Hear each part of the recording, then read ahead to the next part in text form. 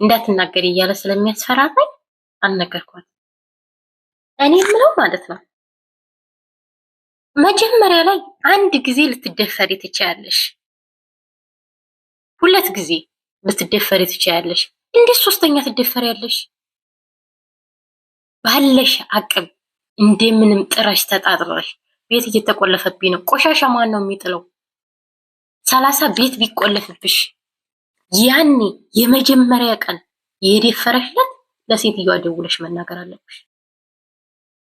ወይም አንቺ የልጁን ባህሪ ካወቅሽ ልጁ በተደጋጋሚ በየትኛውም ቦታ የሚደፍርሽ ከሆነ አንድ ቦታ ስልክሽን ታስቀምጫለሽ።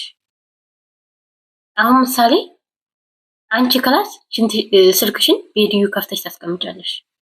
ያ ልጅ እንደለመደ ሲመጣ ቪዲዮ ትቀርጫለሽ። ከዛ እንዴት እንደሚታገልሽ ያለውን ነገር ቀርጸሽ ለሴትዮዋ ይሄው ልጅሽ እንደዚህ እያደረገ እያስቸገረኝ ነው ብለሽ እኮ መናገር ትችያለሽ። የመጀመሪያ ጊዜ ሲደፍርሽ ለሴትዮዋ ብትነግሪ ይሄኔ መፍትሄ ታገኝ ነበር። እሷ ራሱ አንዴ ሲደፍርሽ ከነገርሻት ከአንቺ ጎን ትቆማለች። አሁን ግን ደጋግሞ ሲደፍርሽ ዝም ካልሽ በኋላ የተረገዘ ጊዜ ብትተነፍሽው መፍትሄ አታገኝም። ምክንያቱም ለምን መጀመሪያ አልነገርሽኝም ወደሽ አድርገሽ ነው ልትልሽም ትችላለች። ብዙ ነገር ልትበይ ትችያለሽ። እና ደግሞ አንድ ዋና ነገር የምነግራችሁ ነገር ቢኖር ማለት ነው ማርያምን ከምሬ ነው አረቦች ማለት ነው በጣም ፈሪ ናቸው። ፈሪ እኛ ሀገርም ቢሆን ኢትዮጵያም ቢሆን ራሱ ማለት ነው ሴት ልጅ ካልሳቀች ወንድ ልጅ ያጠገቡ አይደርስም። ነገር ግን አረቦች በጣም ፈሪ ናቸው፣ በጣም ይፈራሉ በነገራችን ላይ ማለት ነው። እና ስለዚህ መጀመሪያ ላይ አንቺ ወደ አንቺ ሲጠጋ ፊትሽን ብታጠቁሪበት ወይም የመጀመሪያ ሊተናኮልሽ ያለ ቀን በቃ ዛሬ እዚህ ቤት ስራ አልሰራ ለምንድን ነው ማሰል በቃ እንዲህ ያለ ነገር እየተፈጠረ ነው ካሁን በኋላ እዚህ ቤት አንድ ደቂቃ አልቆይም ብለሽ መውጣት ነበረብሽ።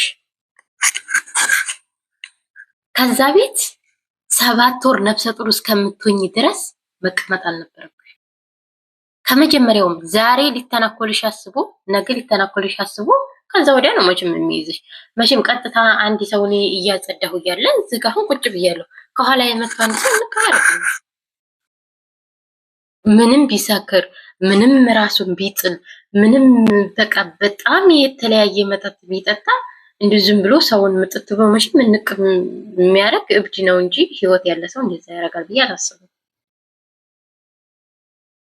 ስለዚህ አንቺ በእርግጥ ባንቺም ላይ መፍረድ ነግበኔ ነው። ነገር ግን ብዙ ነገር የሚያመለክተው ጥፋት ወዲያንቺ ነው። ጥፋት የሚያመለክተው ወዲያንቺ ነው። 7 ወር እስከሚሞላሽ ድረስ ደጋግሞ ሲደፍርሽ ስትጠየቂ ቢያንስ እሱ ቢያስፈራራሽ ራሱ እንዲህ ብሎ አስፈራርቶኛል፣ ስለዚህ ሊደፍረኝ ሞክሯል አልሰራም ከዚህ ማለት ነበር። በዚህ አጋጣሚ ብዙ ሰዎች አሉ እንደዚህ ተደፍራላል የሚለው ማለት ነው። መጀመሪያ ላይ ፊት አታሳያችሁ። መጀመሪያ ላይ ፊት ካሳያችሁ በኋላ ሊደፍረኝ ነው ደፈረኝ ያረገኝ ብትሉ ምክንያቱም የራስሽ ፊት ነው ያስደፈረሽ። የራስሽ ፊት ነው ያስደፈረሽ። ከመጀመሪያው እንዲቀርብሽ ካልፈለግሽ ፊትሽን ካልጠቆርሽበት አይቀርብሽም። በዚህ አጋጣሚ እኔ አንድ ገጠመኝ ልንገራችሁ። መጀመሪያ ቤት ስሰራ 3 ወንዶች ልጆች አሉ። 2ቱ ጎረምሶች ናቸው፣ አንደኛው ደግሞ ትንሽ ነው ገና እና አንደኛው ትልቅ ነው። ያኔ በቃ ትልቅ ነው ለትዳር ደርሷል። እና እኔ እዛ ቤት አመት ከ6 ወር ሰርቻለሁ። ከዛ ፊሊፒን ሰራተኛ መጣች። ፊሊፒን ሰራተኛ ስትመጣ ፊሊፒኒዋ ከሱ ጋር መግባባት ጀመረች። እኔ ያን ያህል አመት ስሰራ ከንዶራን ጭልይ ብሎ ራሱ አይጠራኝም፣ ጸጥ ነው የሚለው። የሆነ ነገር ከፈለገ ስሜን ይጠራኛል አለ እንዴ በቃ እንደዚህ ነው። ከእሷ ጋር ግን በጣም ተቀራረቡ፣ በጣም ይሳሳቃሉ ምናምን። ኩሽና እሷ ካለች ይመጣል፣ እኔ ካለሁኝ ይወጣል ምናምን ነገር ብዙ ነገር። በመጨረሻ ስልክ ገዝቶ ሰጣት። ስልክ አይፈቀድልንም ነበረ። ስልክ ገዝቶ ሰጣትና ያን በዛ በስልክ ማታ ማታ ሁልጊዜ እየተደበቁ ያወራሉ። ከዛ ሲያወሩ ያው መጨረሻ ላይ ጠፋች። እሱ ነው ያስጠፋት በነገራችን ላይ።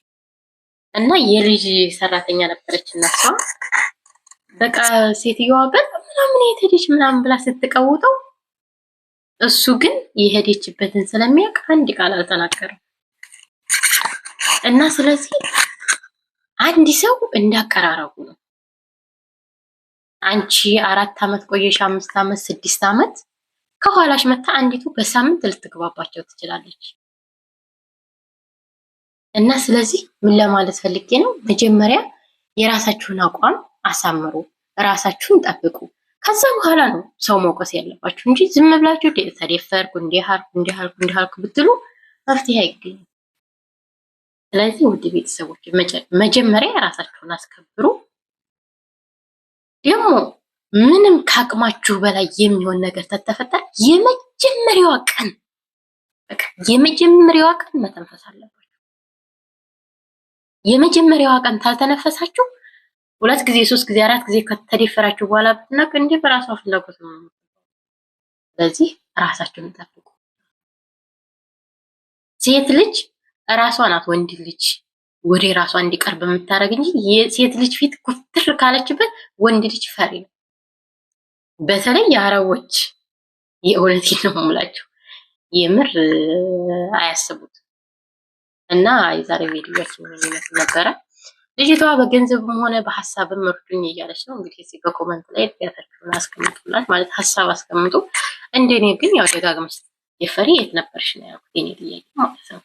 በር ተዘግቶብኝ ነው ምናምን ብዙ ምክንያቶች አቅርባለች። ነገር ግን ቢሆንም ያን ያህል አጥጋቢ አይደለም ምክንያቱ። እና ውድ ቤተሰቦች ሁላችሁም ራሳችሁን ጠብቁ። ወዳችኋለሁ፣ አከብራችኋለሁ። በሌላ ቪዲዮ እስከምንገናኝ ባይ ባይ።